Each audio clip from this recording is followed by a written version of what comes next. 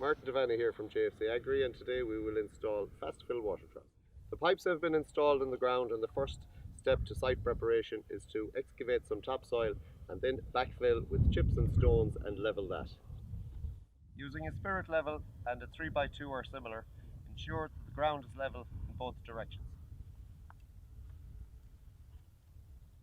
Put the trough on the prepared site and then ensure that it is level one more time. On round fast fill troughs, the drain off comes supplied on the side of the ball housing to protect it during transport. To install on the trough, open the lid and unscrew the drain off.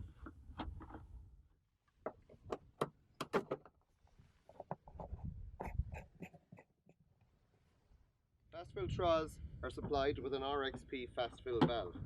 The valve is fitted into the trough on arrival, but just make sure that it is tightened up and that the valve float is sitting straight down into the ball housing before you go to attach the elbow to it. An adjustable spanner is an ideal companion for this. Next,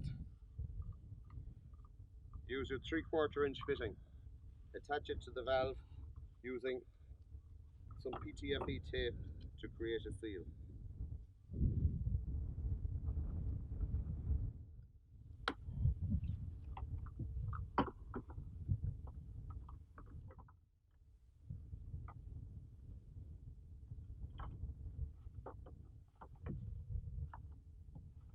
Ensure that both valve and the elbow are facing straight down.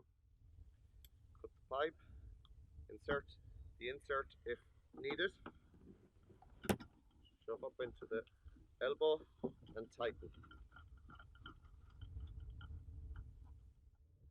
An option that you can attach to your water trough is a lever valve similar to this one. It can be installed on the pipe here and turned off when you want to clean out the water trough or the valve, or turn off the water in the winter time so that the trough is not full of water and it's not in use. The install of our 250 gallon trough has gone well. It is now full.